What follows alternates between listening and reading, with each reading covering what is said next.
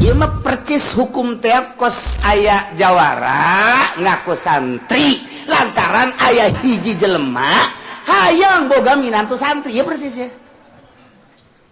Aya jelema boga anak gelis kemudian nyana bertekad ieu hok jasa ka anak aing moal ditoler-toler lantaran loba jasa nu hayangeun lah ku aing deuk dilempengkeun tekad aing mah deuk boga minantu teh santri ustad jang jejer di lembur ieu geus lain santri moal ku aing moal diterima. Hebat teh jelema tekadna bagus jasa cenah aya sugih lain sate teu cenah ieu mah jawara moal lain santri mah santri bae pokona mah aing jang imaman masjid mantep jasa teh kadenge ku jawara irung belang leh cek nyana naon hese nasi kasantrian sapira di sedeng nu rapi make kopiah mancrit make baju kokoh merekan baju takwa ye jelema nama salat teu naon henteu bah teu bahari jawara datang kadinya itu jawara mah pan bisaan ngomong emang kumaha kitu jawara jawara mah mun ngobrol jeung ustad-ustad wawayagon atuh eleh ku jawara mah pohara jasa ngeunaheun ngobrol di jawara mah jawara ya tilok salat tilok puasa judi aya di nyana mabok aya di nyana ngobrol ge jeung urang kiai masyaallah jah hirup momal kebal cak cenah bangun da cenah hararese jelema kuari diajakanana teu ada ringet ka paeh teh cenah kiai kula mah sanajan kos ge ge masyaallah ka Allah jah inget bae kajeun kumaha ge keur judi ge kula mah inget tolos ya keseliwak urang kadengekeun jawara kula coba-coba kukula sok diperhatikeun bae kula sok sering dadah kada ngajawar geus pararaeh ongkoh sok sering bisa teh budak ngomong sakira-kira diadukeun jeung santri-santri wawayagon mah tuh eleh dalil bisa nya nama ja osok ngadengkeun pan jawara mah ngaji teh diperhatikeun ku nya ngan lain jang pakeun jawara mah jang adu omong bisa ada jawara mah kos kitu eta nu mantek sing hade cek Kangjeng Nabi ngaji niat ngaji lamun lain jang pakeun haram cek Kangjeng Nabi sing hade se doraka jang ngelehkeun batur jang debat haram ulah jawara pagaweanan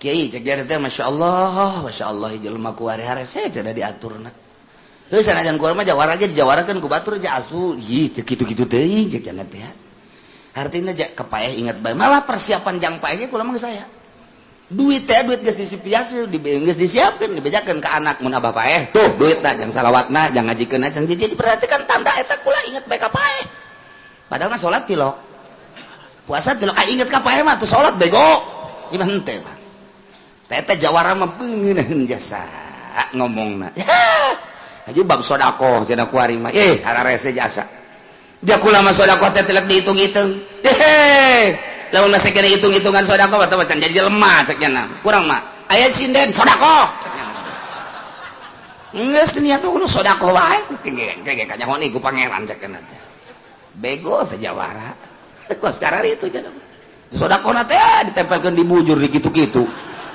wah ya jawara ya ngantung-tungna kieu jawara mah ji geus kebeli kula ngobrol dibalik lagi cenah tapi teh itu motor bensinan eta tadi ngobrol duit geus ditundun jang paeh atuh eta bae pake henteu bensin mah menta eta jawara blon eta jawara itu urang keselimak atuh ku ngeunaheun-ngeunaheun mere baru duit teh kieu cenah eta pul henteu yeuh hayang pul sagala jawara eta beres deh gitu. Ieu jangan bensin jangan rokok mancan jelek kiai. Atuh emang adat Jawa rokok gitu. Di mana ge atuh jangan ngompas-ngompas mah teu ka kiai teu ka santri. Jawara ujung-ujungna kos gitu. Aduh, masyaallah. Jawara datang. Waalaikumsalam. Cek ngeboga anak teh ieu di mana? Abi batu ai daerah ditu geus parauh kabeh, tan sok ceramah teh saha? Eta sok ceramah teh caha. Nya nanyakeun, nya kitu nyahoun berarti kan. ayo naon ieu henteu kalau mah silaturahmi bae manjangkeun umur cek kana teh. Ai silaturahmi mah pan urang ngareunah segala rupa ge. Beres ubrah. Emang sok ngobrol sok ngarokok naon gitu Bapak. Ya Bapak mah sok ngarokok ieu jinggo. Oh, mana ya budak oh? Budak. Kita meuli jinggo. 5 pak meuli. Jawara mah kos kitu, Pak. Tiga cak boga anak boh pohara amat ya. Ceng, panese pohara amat. Lah, sepira rokok, kopi sok naon kopi. Kali 5 kilo meuli. Jawara ngaranna teh bos. Rokok, kopi, gula, sok sakumaha ka warung bae. Beres, aku mau kebal cenah ieu mah. Ke, paling seminggu ka deui. Beres, geus bener seminggu ka dinya deui. Meuli deui nya. Tambahan ku jeruk segala. Jawara bagus kitu. Aya boga kahayang nya bagus pas kitu. Padahal mah menang ngajual kongkorong nu di imah. Jawara telok mulus ja. Bener di dieu teu bener di ditu. Jawara ngara. Atuh bener di ditu jeung bener di dieu mah lain jawara. Di dieu seserian nu itu ceurik atuh gitu jawara mah. Beres. Ceng, ambo si itu ku bagur-bagur teuing geus boga pamajikan. Pamajikan mah tuh aya mah aya baengan lah atuh. Kira-kira aya mah di dieu masalah. Di lain gitu. Anu di ditu kakumaha tuh gampang ya tuh teh mah bab tolak ieu. Waduh, ngeunaheun jasa amis kadengin apa. Kira-kira bapak ngizinan mah lain sih pesantren pengalaman mas santren di mana? Ulah kudu ditanyakeun pas ngomong santren mah. Antaran atuh eta nu ceramah bae ge tunusuk di ditu teh saha eta saha eta. Kipu Doli kan.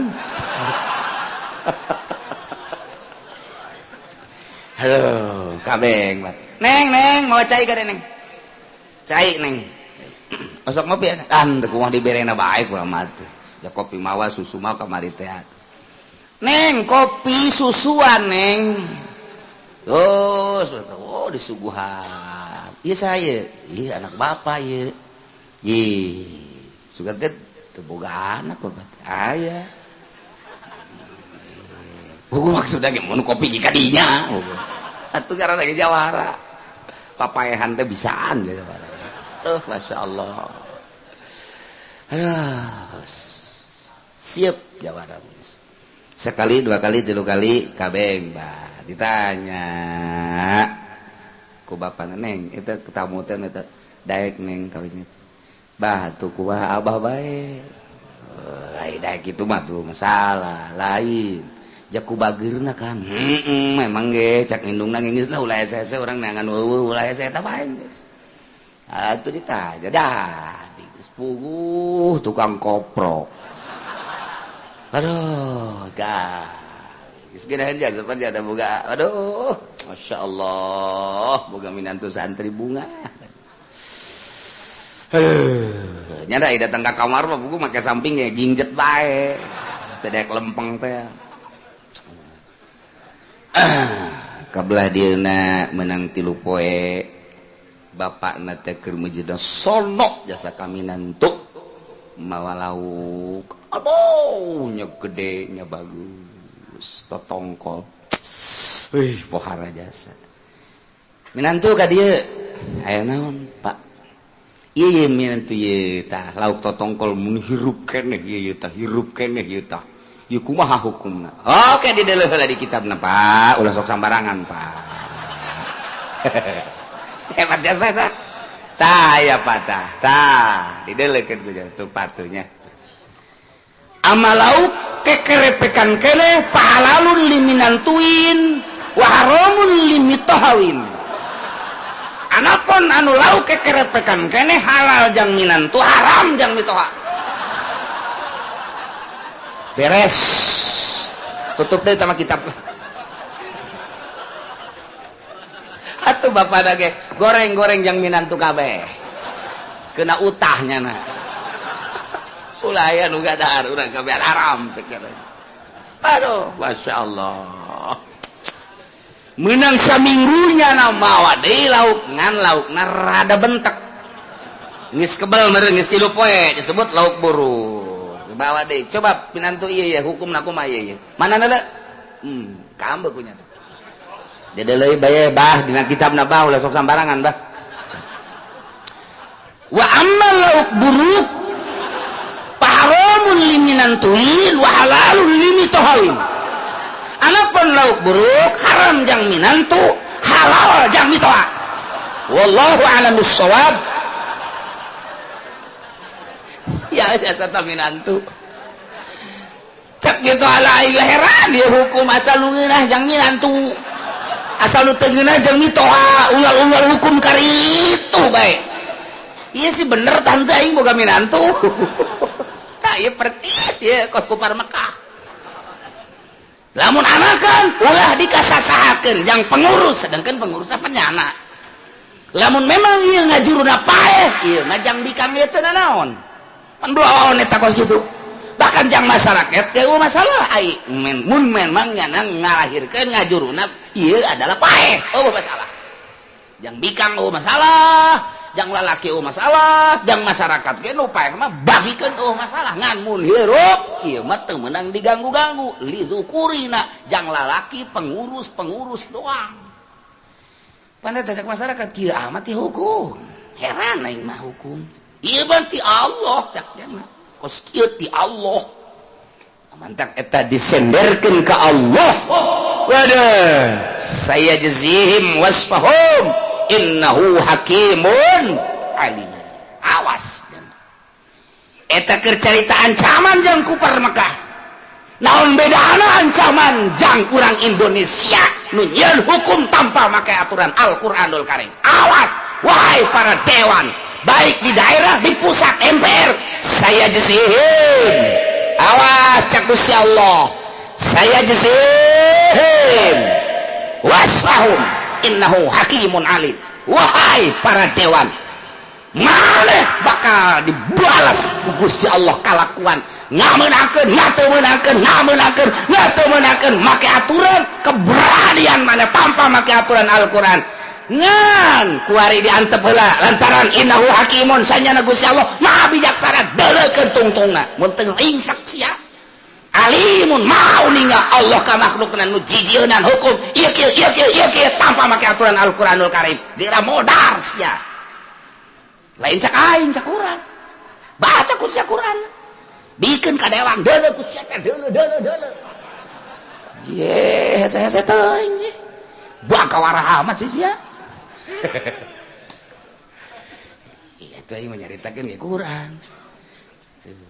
Lain jang urang jang DPR. Di dieu kan loba DPR nu ngaji. DPR mana sih nih? Sok aya sasalaman DPR Quran aing sia mah teu nyaho. DPR Golkar aya sok sasalaman, DPR PDI aya, DPR P3 aya. Emang aya kieu? Sia teu nyaho. Di pusat ge aya ieu ngaji ka dieu. Degekeun ku sia. Dah. Nanti mah saya enggak mau ngaji. Siapa suruh ngaji ke sini? Aing mah bubar kabehan ngaji jeung anak bae, babari jeung anak bae. Degekeun ku sia, degek. Anak degekeun pamajikan. Make wedak sia ngaji jeung aing. Ieu ngaji aya lalagaan bae Ki Golkar mangajina. Mentek teu menyentuh-nyentuh. Tah, dengekeun ku ceuli sia dewan. Ya, loba ya kuari dewan nu ngaji. Asal anu ised-isedan eta karah. Sehingga ada bisa di sisi orang ised-isedannya nata.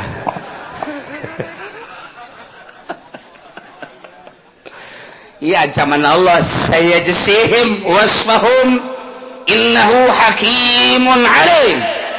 Ya Allah. Setelah rancangan undang-undang tersebut dipaksakan ku kupar-kupar Mekah, kemudian dilaksanakan ku para penggawa pembesar-pembesar kupar Mekah, masyarakat mah atuh teu berdaya dirauk hasilna baik ti tatanen, tatanduran, pepelakan atau tina ingon-ingon dibawa jang kepentingan maranehanana dengan bahasa ieu teh aturan Allah hadza lillah wa hadza lisyurakaina dengan basar ieu teh ceuk manehanana bahasana meunang ti Gusti Allah iftiraan teh jeun-jeunan ieu teh jang pengurus-pengurus lalaki ieu mah teu meunang jang masyarakat jeung awewe mah tapi lamun paeh kakarak meunang kaum hawa ge awewe jeung masyarakat dah. Ieu aturan-aturan model kitu dilaksanakan dipaksakan ngeulah teu geunah masyarakat nu penting seperti eta lah ya Allah ya Rabbi. Maka Gusti Allah nurunkeun ayat ka Kangjeng Nabi qad khasiral ladzina qatalu auladahum safaham bighairi 'ilm wa harramu ma razaqahumullahu iftira'an 'ala Allah.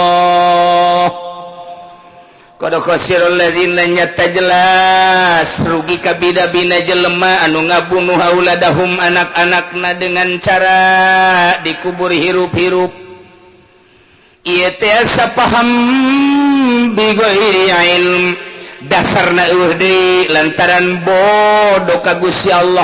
Henteu nyaho ka Gusti Allah nu sabenerna teh nyaho kana aturan-aturan hukum ti Gusti Allah sehingga nyana samena-mena sahayang nyana kumaha pikiran nyana bae nu kira-kira teu ngeunah ka dirina dijieun aturan hukum nu kira-kira jang ngeunah dirina dijieun aturan hukum kumaha nyana bae teu bake aturan ti Gusti Allah Subhanahu wa ta'ala. Ya Allah ya Rabbi, anak bikang lahir ke dunia lantaran ieu teh dianggap membawa bencana, awewe teh dianggap miskinkeun bakalna, awewe teh dianggap kurang kehormatan, dibongkos kubur hirup-hirup. Bayangkeun ku otak urang hukum-hukum seperti eta teh diinstruksikan ke masyarakat ngalahirkan bikang kubur. Latar belakang anu paling nyata sieun milu dahar di imah, sieun merauk harta, sieun besi aya awewe mah engke bakalna teh urang jadi miskin serahar sieun fakir eta nu aslina mah Masya Allah karim. Kayak ngeunah lalaki bae padahal mah lalaki ge eueuh bikang mah da kumaha dek diadukeun jeung naon eta barangna eueuh we da kumaha teh sabenerna mah jeh hayu coba dek diadukeun jeung tanggal cau mal beres atuh jadi munafik jana anak awewe jahat anak awewe menghilangkan kehormatan bodoh padahal satu sisi nyana ge butuheun ka awewe. Jadi di kamarakeun atuh lamun gaceng. Ayo coba, ayo. Blon urang kebar Mekah teh kurang tarol-tarol teh. Nu mentek begitu Kangjeng Nabi diangkat jadi rasul, kemudian Kangjeng Nabi dakwah. Aya tamu nu datang ka Kangjeng Nabi, assalamualaikum. Waalaikumsalam. Teu ngomong teu naon balik deui, abdi mah rek uih deui we. Oh. Kangjeng Nabi rek uih deui mun balik. Aya naon cak Kangjeng Nabi teh cenah mah bingungkeun amat. Binang saminggu, waalaikumsalam. Calik cek Kangjeng Nabi. Kakarek gedek ditanya ku Kangjeng Nabi teh, abdi mah rek uih deui we Kangjeng asal kapanggih we. Hah?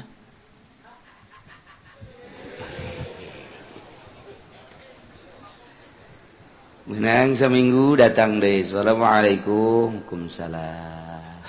Cek Kangjeng Nabi teh, kayak ulah kembali. Kaulah ningali anjeun lain datang ka dieu bae sapopoe ge di masjid katingali kom mahzunan.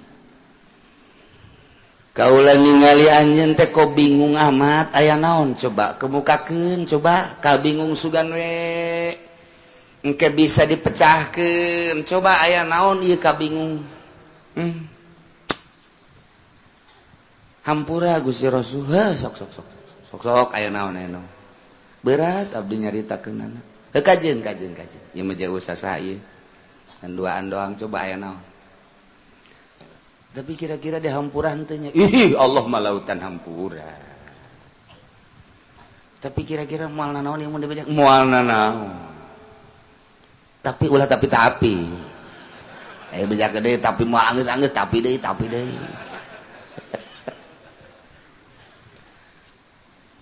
Abdi teh umur ayeuna alhamdulillah geus kolot Gusti Rasul ngan abdi nikmat kapanggih sareng anjeun. sehingga bisa ngarasakeun iman ka Allah, iman ka anjeun sebagai Rasul Allah. Bagus. Boa isuk boa page topan abdi mah ieu bu geus huis kabeh. Kelek ge huisan. Lain kelek bae orang tua nu huisan. Naon emang? Dihandap ge huisan. Hayu sok ngomong huis mah huis bae ulah sok aju ambalaya ka dieu dinya. Ku kolot-kolot da cek. Halis huis, kumis huis, kabeh huis. Horeng nu ditutupan ge huisan. Ayo abdi moal teruslah dongengna henteu sanajan henteu ka dieu gerek dipanggil cek Gusti Rasul teh sebab sapopoe katingali bangun pusing prihatin jeung nalangsa pan kaula teh Rasul nabi nu diangkat jadi Rasul kudu ngalempeng-lempeng ngaberes-beres tugas kaula coba-coba aya naon kieu Gusti Rasul. Di zaman jahiliyah abdi kapungkur teh make aturan-aturan jahiliyah. Salah satu aturan jahiliyah anu kuari kula lamun inget sedih luar biasa teh hiji. Naon? Eta mah harta dibawaan ka ditu, eta mah cenah sapi, eta mah onta, eta mah tatanen teu jadi pikiran ayeuna. Percis mun kiwari mah company gitu. Urang anu tani nyana anu untung. Urang nu dagang nyana anu untung. Company zaman Belanda. Nah, ieu mah kieu Gusti Rasul abdi hiji kainget-ingeteun bae teu bisa poho datang ka ayeuna ngan abdi mah ieu panghampurakeun ka Gusti Allah. Nya sok. Baheula teh aturanana di mana-mana indungna ngalahirkeun anak ka alam dunia anak awewe mesti kena aturan buluh dengan cara teu meunang dipencet, teu meunang dipencit, teu meunang dipaehan, hirup-hirup kudu dibuntel, kudu dikubur. Didinya lantaran anak abdi katingali lain deui geulis bagus. Musyawarah jeung nu diimah urang salametkeun anak urang mah ulah dibunuh lantaran ieu mah kadeuleuna rada lain deui sifatan mata tarang irung biwir kasaku sampurna nisbat di urang mah yu urang amankeun hayu diamankeunlah di leuweung gede jadilah gadis umur 17 tahun dibawalah ka imah saat eta urang Arab perebut hayang memiliki kabeh. Ieu hayang kalangan bangsawan hayang, kalangan politikus hayang, kalangan-kalangan kitu dermawan hayang, masyarakat ya harayang kabeh sehingga abdi bingung deuk narimana. Tidinya bakal riweuh tarima ieu kumaha nu ieu tarima ieu kumaha nu ieu. Bakal ieu mah perang Gusti Rasul harita cek pikiran abdi bakal ribut ieu mah gede-gedean gara-gara anak. Nah ku ayeuna sakitu ku abdi dibujuk anak teh deuk dibawa ka leuweung nyaba deuk dibawa ka imah dulurna bebejalah ka indungna. Ku indungna diizinan padahal tekad abdi mah lain deuk dibawa ka imah dulur deuk dibunuh ku abdi. Akhirnya nangidinan indung nambahkan dibere bekal yang selama di perjalanan jeung di ditu di imah dulurna. Akhirnya ku abdi dibawa budak lain dibawa ka imah dulurna, ku abdi dibawa ka leuweung dibawa ka sisi sumur. Didinya ku abdi teh deuk dijongklokeun tapi nyana ngomong abah nu geus nyalametkeun abdi. Urusan abdi loba nu hayang haju deuk ditarima deuk teu teh mah kumaha abah. Tapi abah ulah ngabunuh abdi mah nya tega jasa abdi ti leuletik diurus ku abah ku ari deuk dibunuh tidinya teu jadi deuk dibunuh teh lantaran ngomong kos kitu. Tapi inget ka bakal jadi huru-hara. Sedangkeun mun kanyahoan ku Abu Jahal ieu harita cenah cek geus pikumahaeun meureun. Saat eta Abu Jahal teh sanajan kekentring encan jadi naon tapi eta Abu Jahal geus pohara jasa. Abdi embung aya kaributan didinya ku abdi dibunuh deui nyana ngomong deui ka abdi seperti tadi abah salametkeun abdi atuh aing bakal jadi huru hara mah abdi mah teudeung di mana bae nu penting ulah dibunuh ku Abah teu jadi deui. Tapi ingat bakal jadi huru hara di kota Mekah nu gede na luar biasa. Pasti jadi ribut moal datang ka henteu. Ieu tarima, ieu ribut. Ieu tarima, ieu kumaha bakal kacau. Abdi inget kadinya tetep anak dijongklokkeun bae ku abdi. Bari nyana ngomong saya di jongkok Abah, kok tega amat Abah nunggus ngurusan abdi tapi abdi dibunuh ku Abah. Kadenge suara nanyana waktu dijongklokeun datang kalap jeritan-jeritan kadenge kene bus jero sumur tetep ngajerit nyana pae kaluhur ditelepkeun deui ku abdi bahkan ditinggang ku abdi supaya ulah ngalelep ulah kaluhur ku batu beut gas jadinya beres. Abdi balik ka imah ditanya ku pamajikan ai si Neng ka mana. Si Neng teh di mah dulur da di ditu diantep daripada di diri heuh kajeun. Tapi lila mah tembus ka indungna bahwa budak teh dibunuh. Tidinya indungna ceurik anu luar biasa. Tapi ku abdi dinasehatan, ieulah aturan jahiliyah geus masalah. Urang bebaskeun. Leutik dibunuh gede dibunuh heuh salah. Nu penting geus beres ulah aya huru-hara. Nya atuh sabodo atuh kitu. Geus bae leupas tapi itu bisa dibohongan Gusti Rasul hate abdi. Anak sorangan digejeburkeun ka sumur bari bapak-bapaan nyana. Geus kaluhur ge mbah si keneh gagepayan abah-abahan cek nyana. Ku abdi tetep dilelepkeun bae. Harta nu dibikeunan ka ditu, ingon-ingon nu dibikeunan ka ditu, palawija nu dibikeunan ka ditu jang kepentingan maranehanana teh jadi pikiran, tetapi ieu ngabunuh ye Gusti Rasul. Abdi teh kira-kira dihampuratan. Kangjeng Nabi ge ngahul. Bejat-bejat ting cek Kangjeng Nabi aturan di zaman jahiliyah. Ke kula nunggu wahyu. Tungkul Kangjeng Nabi tanggah deui. Andai kata ieu kudu diralat ku Gusti Allah. Hartina di zaman jahiliyah lu perang ngabunuh kudu dibunuh deui niscaya ulah bakal ngumpulkan jelema-jelema ku ari di Mekah ngan Gusti Allah Maha Ghafur nu geus mah geus bae mulai ti ku ari aturan-aturan jahiliyah robah makelah aturan Al-Qur'anul Karim geus Allah ngahampura ka anjeun ulah dipikiran alhamdulillah cek cenah teu kebal menang sapoe 2 pae geus nikmat jasa.